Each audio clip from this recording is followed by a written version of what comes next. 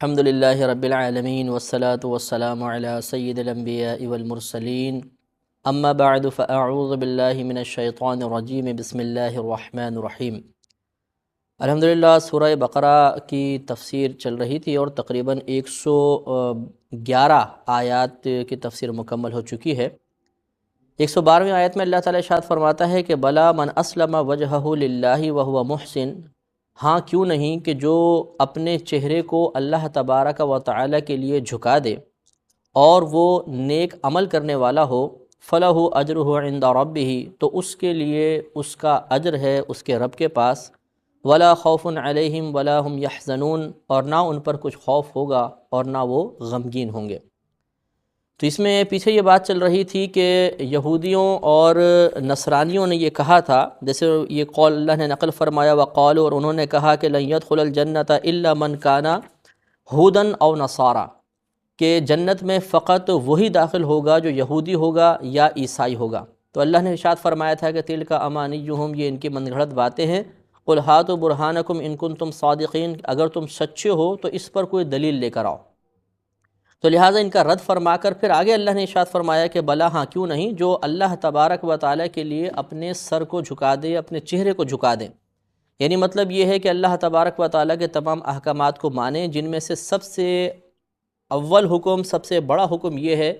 اور اس زمانے کے اعتبار سے خاص طور پر، کہ نبی کریم صلی اللہ علیہ وسلم پر ایمان لے کر آئے۔ اب جب تک کوئی اس شرط کو پورا نہیں کرے گا، اللہ تبارک و تعالیٰ کی طرف سے وہ انعامات کا مستحق نہیں ہو سکتا، اور اب اگر وہ اس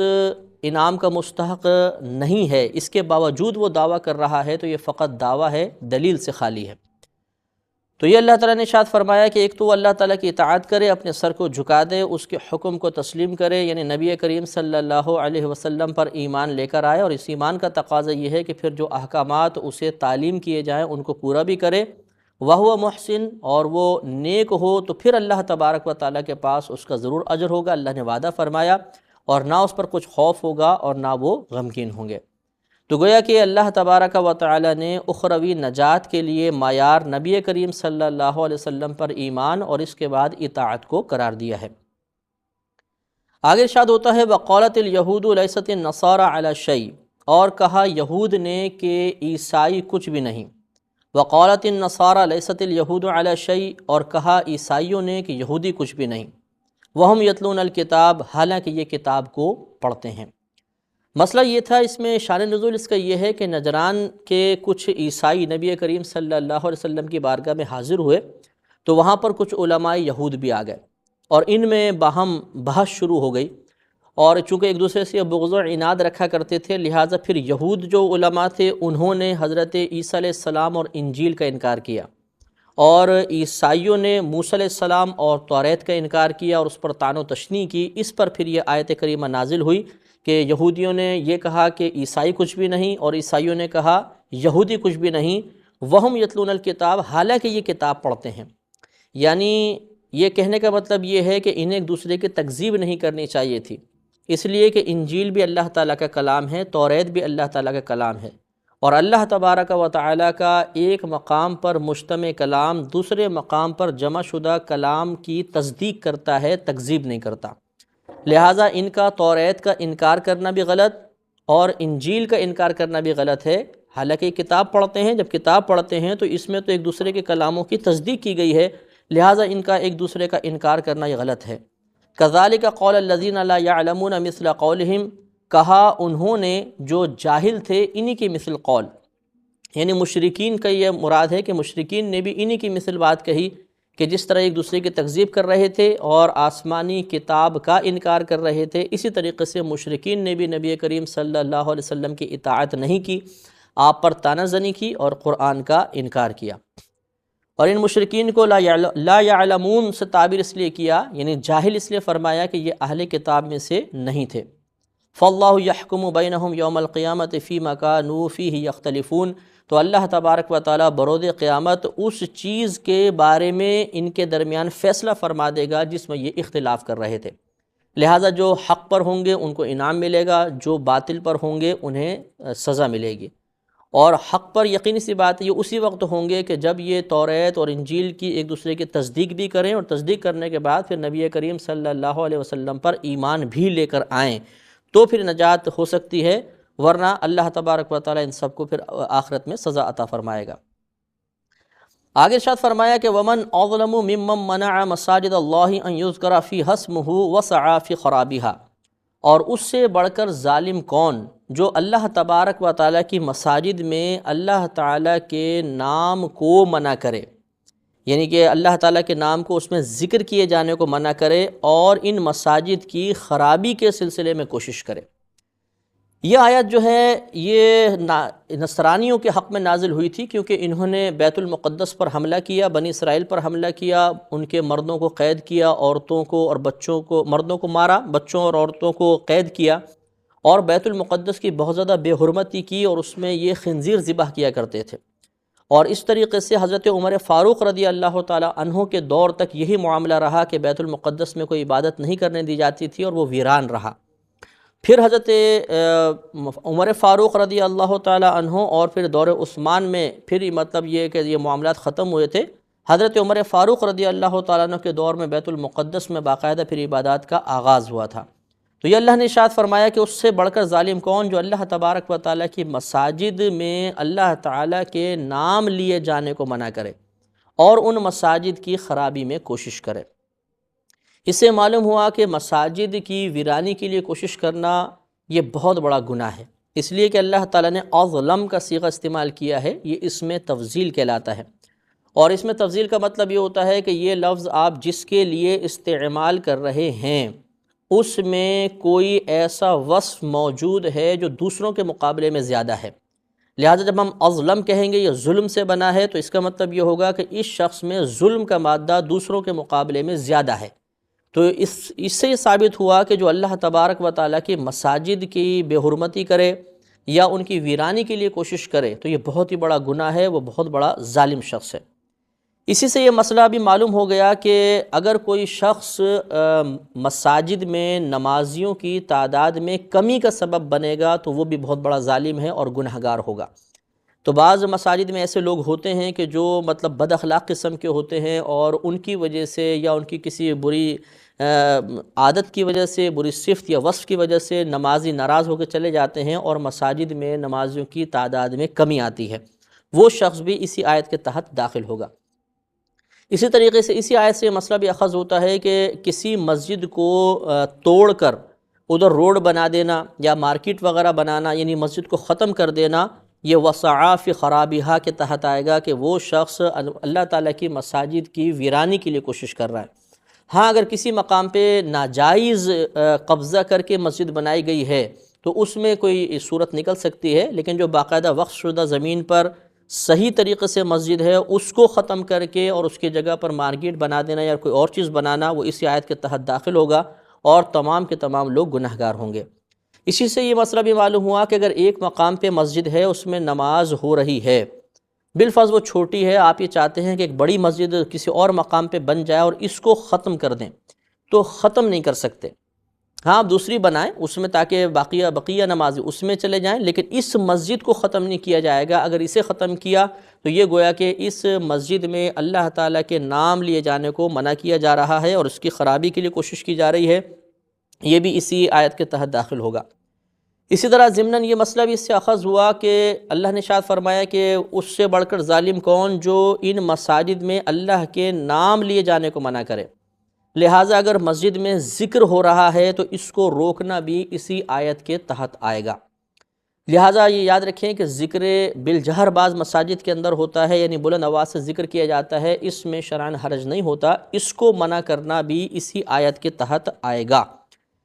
کیونکہ یہ ویسے بھی ذکر بالجہر کرنا یہ نبی کریم صلی اللہ علیہ وسلم کی سنت سے ثابت ہے۔ بخاری شریف جلد نمبر 1 صفحہ نمبر 116 پر حضرت ابن عباس رضی اللہ تعالی عنہما سے یہ حدیث مروی ہے۔ یہ کہتے ہیں کہ نبی کریم صلی اللہ علیہ وسلم کے زمانہ اقدس میں فرض نمازوں کے بعد بلند آواز سے ذکر کیا جانا یہ معروف تھا، اور جب نماز ختم ہوتی اور اللہ اکبر کی آواز بلند آواز سے میرے کانوں تک پہنچ جاتی تو میں سمجھ جاتا تھا کہ اب نماز ختم ہو گئی ہے۔ کیونکہ آپ چھوٹے تھے اور بسا اوقات پیچھے رہ جاتے تھے، تو پھر آپ اللہ اکبر کی آواز سے یہ بات جان لیا کرتے تھے کہ اب نماز مکمل ہو چکی ہے۔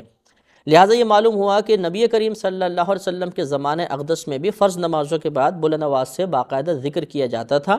اب اگر کوئی اس ذکر کو منع کرے گا تو وہ اسی آیت کے تحت آ سکتا ہے۔ لیکن یہ اچھی طرح یاد رکھیں کہ بلند آواز سے ذکر کرنے کے لیے کچھ شرائط ہیں، اس میں چند باتوں کا لحاظ بھی کرنا ہوگا۔ اب چونکہ ضمناً یہ بات آ گئی ہے تو میں اس میں چند باتیں آپ کو عرض کر دیتا ہوں۔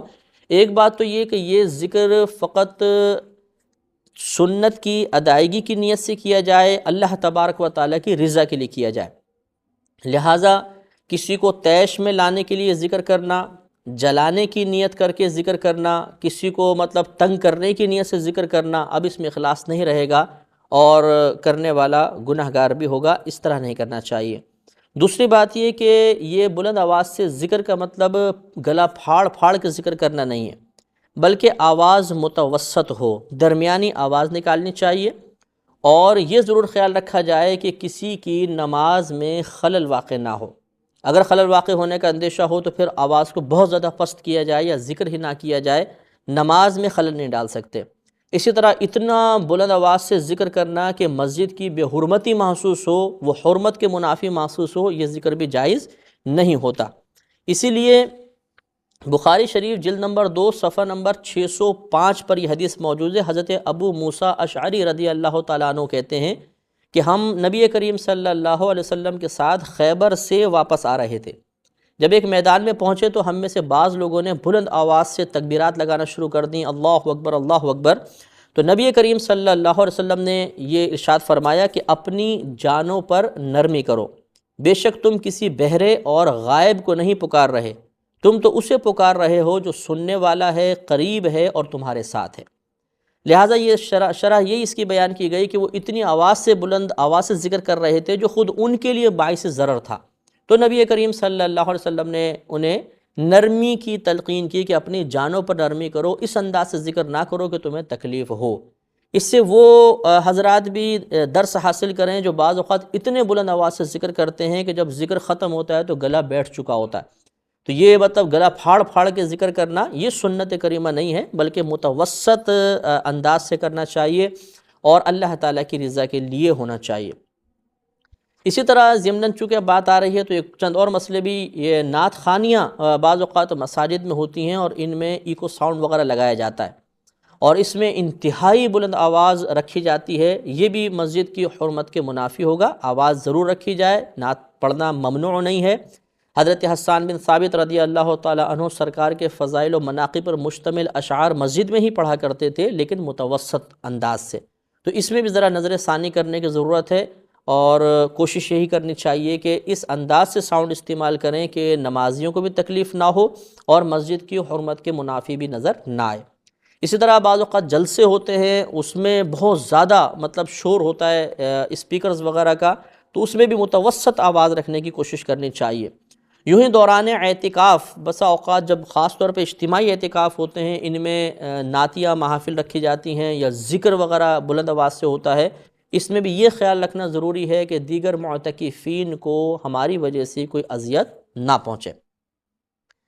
اللہ تعالیٰ نے آگے ارشاد فرمایا کہ اولئک ما کان لہم ان یدخلوها الا خائفین، اور ان کے لیے تو فقط یہی مناسب تھا کہ ان مساجد میں داخل ہوتے اللہ سے ڈرتے ہوئے۔ لہٰذا سینہ چیر کر داخل ہونا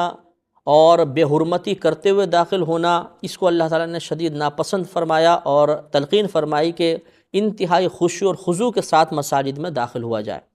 لہٰذا ہر مسلمان کو بھی اس سے درس حاصل کرنا چاہیے۔ ویسے یہ خطاب تو نصرانیوں کے لیے تھا، لیکن حکم عام ہے، ہر مسلمان کو چاہیے کہ جب وہ مسجد میں داخل ہو تو بہت ہی ادب سے احترام سے داخل ہو اور خشوع و خضوع اس کے قلب میں موجود ہونا چاہیے۔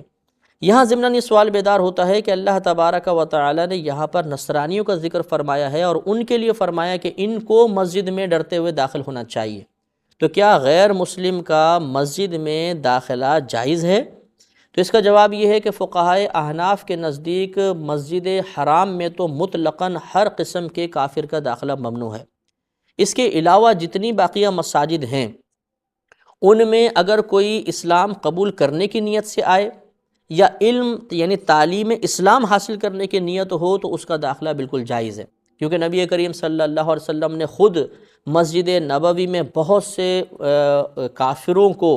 اسلام قبول کروایا، وہ باقاعدہ مسجد میں آئے اور اسلام سیکھنے کے لیے بھی آیا کرتے تھے، نبی کریم صلی اللہ علیہ وسلم نے ان کو منع نہیں فرمایا، لہٰذا داخلہ جائز ہے۔ ہاں، بلا ضرورت مسجد میں آنا یا ان کی طرف سے کسی بے حرمتی کا اندیشہ ہو، اس وجہ سے روکنے میں شرعاً کوئی حرج بھی نہیں ہوتا۔ لہم فی الدنیا خزی ولہم فی الآخرۃ عذاب عظیم، اللہ تعالیٰ نے ارشاد فرمایا کہ جو اللہ تعالیٰ کے نام کو مساجد میں لیے جانے سے روکے، ان کی بربادی کے لیے کوشش کرے اور ڈرتے ہوئے داخل نہ ہو بلکہ بے حرمتی کرتے ہوئے داخل ہو، تو اس کے لیے پھر دنیا میں ذلت اور رسوائی ہوگی اور آخرت میں عذاب عظیم ہوگا، بڑا عذاب ہوگا۔ اور نصرانیوں کے ساتھ ایسے ہی ہوا کہ انہوں نے چونکہ بیت المقدس کی بے حرمتی کی تھی، لہٰذا پھر یہ بیت المقدس سے انتہائی ذلیل کر کے نکالے گئے اور ان کے ساتھ بہت قتل و غارت ہوا، اور حضرت عمر فاروق اور حضرت عثمان غنی رضی اللہ تعالی عنہما کے دور میں ان سے ملک شام بھی چھن گیا اور وہاں سے بھی ان کو ذلیل ہو کر نکلنا پڑا۔ اس سے معلوم ہوا کہ چونکہ مساجد اللہ تبارک و تعالی کا گھر کہلاتا ہے، اللہ تعالیٰ کی رحمت کا مقام ہے، تو اس کی تعظیم کرنی چاہیے۔ جو اس کی تعظیم نہیں کرے گا تو پھر اللہ تعالیٰ نے اس کے لیے عذاب عظیم تیار کیا ہوا ہے۔ تو ایک مسلمان اس نتیجے پر پہنچنے میں بالکل کوتاہی محسوس نہیں کرے گا، اور اس کا کوئی بھی انکار نہیں کر سکتا کہ جب مساجد کے احترام کا اتنا زیادہ خیال رکھا گیا، اور جو خیال نہ رکھے اسے اللہ تعالیٰ دنیا میں ذلت و رسوائی دے گا، آخرت میں عذاب دے گا، تو پھر انبیاء علیہم السلام اور خصوصاً ہمارے نبی کریم صلی اللہ علیہ وسلم کا مرتبہ تو بہت افضل اور اعلیٰ ہے، تو پھر آپ کی تعظیم کرنا یہ لازم ہوگا، اور پھر آپ کی تعظیم کے منافی کچھ کلمات کہنا یا آپ کی تعظیم کے خلاف کام کرنا یہ یقیناً اللہ تعالیٰ کے غضب کو ابھارے گا، اور ایسے حضرات ضرور دنیا میں ذلیل اور خوار ہوں گے اور آخرت میں اللہ تعالیٰ انہیں بڑا عذاب دے گا۔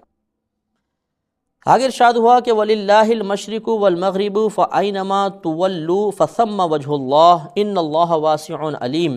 اور اللہ ہی کے لیے ہیں مشرق اور مغرب، تو تم جس مقام پر بھی جس طرف بھی اپنا چہرہ پھیرو اسی طرف اللہ تبارک و تعالیٰ کی رحمت تمہاری طرف متوجہ نظر آئے گی، بے شک اللہ تعالیٰ وسعت والا، علم والا ہے۔ اس آیت کا شان نزول اصل میں یہ ہے کہ یہ حضرت ابن عباس رضی اللہ تعالی عنہ، یہ کئی اس میں اقوال میں سے ایک قول یہ بھی ہے کہ حضرت ابن عباس رضی اللہ تعالی عنہما ارشاد فرماتے ہیں کہ جب نبی کریم صلی اللہ علیہ وسلم مکے سے ہجرت فرما کے مدینہ منورہ تشریف لائے تو تقریباً 16 یا 17 مہینے تک آپ بیت المقدس کی طرف رخ کر کے ہی نماز ادا کرتے رہے تھے، لیکن آپ کے قلب انور میں یہ خواہش ضرور تھی کہ کعبۃ اللہ کو ہی ہمارا قبلہ بنا دیا جائے۔ اللہ تبارک و تعالیٰ نے آپ کی اس خواہش کو پورا فرمایا اور تحویل قبلہ کا حکم نازل ہوا۔ جب نبی کریم صلی اللہ علیہ وسلم نے کعبۃ اللہ کی طرف رخ کر کے نماز پڑھی، اس وقت یہودیوں نے طعنہ زنی کی اور انہوں نے کہا کہ یہ پہلے یہ بیت المقدس کی طرف رخ کر کے کیوں نماز پڑھتے تھے اور اب انہوں نے قبلہ کیوں تبدیل کر دیا۔ اس پر پھر یہ آیت نازل ہوئی کہ اللہ ہی کے لیے مشرق اور مغرب ہیں، اللہ تعالیٰ چاہے تو مشرق کی طرف رخ کر کے نماز پڑھنے کا حکم دے، چاہے تو مغرب کی طرف رخ کر کے نماز پڑھنے کا حکم دے، اس پر کوئی اعتراض نہیں کر سکتا۔ ایک اس کی شان نزول کے بارے میں قول یہ بھی موجود ہے کہ کسی سفر میں صحابہ کرام نبی کریم صلی اللہ علیہ وسلم کے ساتھ تھے، ایک اندھیری رات میں نماز ادا کرنی تھی، بعض لوگوں نے جماعت سے پڑھی، کسی نے علیحدہ نماز پڑھی، تو کچھ لوگوں نے اندھیرے میں نماز ادا کی۔ جب صبح جاگے تو انہیں معلوم ہوا کہ ہم نے غلط رخ نماز پڑھ لی ہے، قبلہ کی طرف ہمارا رخ نہیں تھا، تو یہ مسئلہ آ کے نبی کریم صلی اللہ علیہ وسلم کی بارگاہ میں پیش کیا گیا۔ اس پر یہ آیت نازل ہوئی کہ اگر تم پر قبلہ مشتبہ ہو گیا تھا اور اس کی طرف رہنمائی کے لیے واضح طور پہ کوئی علامات موجود نہیں تھیں تو پھر اس میں کوئی بھی حرج نہیں، تم جس طرف رخ کر کے چاہے نماز پڑھو اسی طرف اللہ کی رحمت تمہاری طرف متوجہ ہوگی۔ اس شان نزول کی روشنی میں یہ مسئلہ اخذ ہوتا ہے کہ اگر کسی مقام پر ہم گئے اور وہاں پر قبلہ مشتبہ ہو جائے، جیسے بعض اوقات ٹرینز میں سفر کر رہے ہوتے ہیں تو باہر کوئی مسجد ایسی نظر نہیں آ رہی کہ جس کی محراب سے ہم قبلے کا تعین کر سکیں، نہ قریب اسٹیشن ہے کہ وہاں لوگوں سے پوچھ سکیں، نہ اس ٹرین میں کوئی ایسے افراد موجود ہیں جو ہمیں بتا سکیں، نہ ستارے یا سورج کے رخ سے ہم تعین کر سکیں، تو وہاں پر پھر حکم یہ ہوتا ہے کہ ہم تحری کریں۔ تحری کا مطلب ہوتا ہے سوچ بچار کرنا، یعنی اپنے دل سے سوال کریں کہ کعبۃ اللہ کس طرف ہے، دل جس طرف گواہی دے اس طرف رخ کر کے ہم نماز پڑھیں گے تو ہماری نماز ہو جائے گی اور اس نماز کو لوٹانے کی حاجت بھی نہیں ہوتی ہے۔ اور اس آیت کے بارے میں ایک شان نزول یہ بھی بیان کیا گیا ہے کہ نبی کریم صلی اللہ علیہ وسلم سے پوچھا گیا کہ یا رسول اللہ صلی اللہ علیہ وسلم ہم دعا مانگتے ہوئے اپنا رخ کس طرف کریں؟ تو نبی کریم صلی اللہ علیہ وسلم نے پھر یہی آیت تلاوت فرمائی کہ اللہ ہی کے لیے مشرق اور مغرب ہے، جس طرف رخ کر کے چاہے تم دعا مانگو اللہ تعالیٰ کی رحمت تمہاری طرف متوجہ ہوگی۔ اور اس میں ایک مسئلہ اور عرض کر کے پھر ہم انشاءاللہ پروگرام ختم کریں گے کہ فَأَيْنَمَا تُوَلُّوا، تم جس طرف بھی رخ کرو فَثَمَّ وَجْهُ اللَّهِ، اسی طرف اللہ تعالیٰ کا چہرہ ہے۔ چہرے سے مراد وہی ہے کیونکہ یہ آیت معولہ ہے، اس میں تعویل کرنی ہوگی، یعنی اللہ کی رحمت اسی طرف متوجہ ہے۔ اس سے معلوم یہ ہوا کہ اللہ تعالیٰ کے لیے کوئی ایک سمت معین کرنا یہ جائز نہیں ہے، لہذا اس سے وہ حضرات، خواتین و حضرات درس حاصل کریں جو بعض اوقات اللہ تعالیٰ کے لیے اوپر والے کا لفظ استعمال کرتے ہیں، اوپر والا جانے، نیلی چھتری والا جانے، تو اس طرح ایک سمت کا تعین کر دیتے ہیں اللہ کے لیے، اور یہ جائز نہیں ہے۔ انشاءاللہ اس پر ہم مزید کلام بھی کسی اور مقام پر ضرور کریں گے۔ اللہ تبارک و تعالیٰ سے دعا ہے کہ اللہ تعالیٰ ہمیں قرآن سے مکمل طور پہ فیض یاب ہونے کی توفیق عطا فرمائے۔ وآخر دعوانا